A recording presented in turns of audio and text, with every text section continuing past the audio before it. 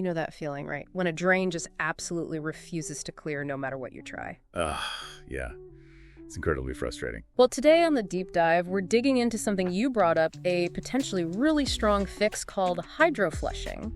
Let's unpack what it is and maybe why it's something you should know about for those stubborn clogs. Exactly. So hydroflushing basically uses water, but under really high pressure. We're talking like 3,000, maybe 4,000 PSI. Oh. Yeah, to essentially scour the inside of your pipes clean. Think of it, like pressure washing, but for the inside of your plumbing. Okay, so most of us have reached for the liquid stuff or maybe tried a basic drain snake.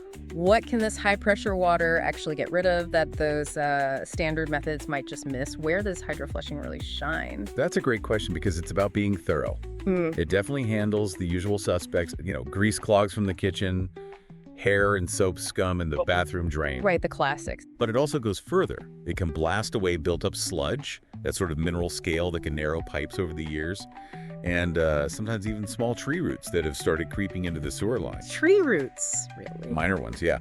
Unlike, say, a chemical cleaner that might just burn a path, or a snake that kind of just pokes through. Right, makes a hole. Hydroflushing aims to clean the entire inner surface of the pipe. It's much more comprehensive. That makes a lot of sense.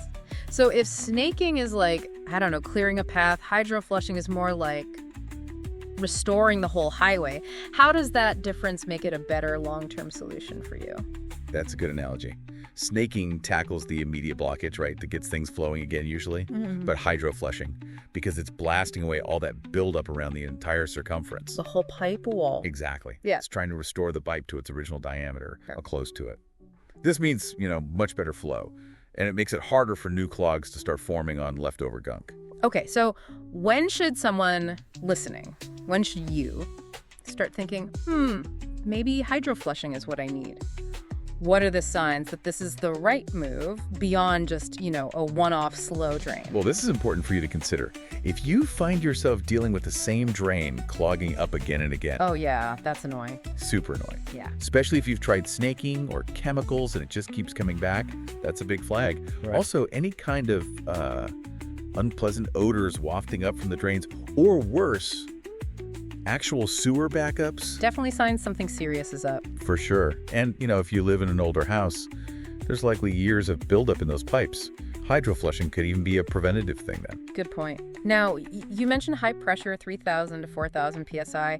Is that safe? Could that kind of force actually damage pipes, especially in, like you said, older homes where they might be more fragile? That is a crucial consideration. Yeah. Generally speaking, it is considered safe for most standard plumbing materials, think PVC, copper, even cast iron, if it's in good shape. But, and this is a big but, getting a professional inspection before doing any hydroflushing is absolutely essential, non-negotiable. Why is that? They need to check the condition of your pipes. If there are existing cracks, weak spots, or significant corrosion, that high pressure could make things worse. So, inspection first, always. Got it.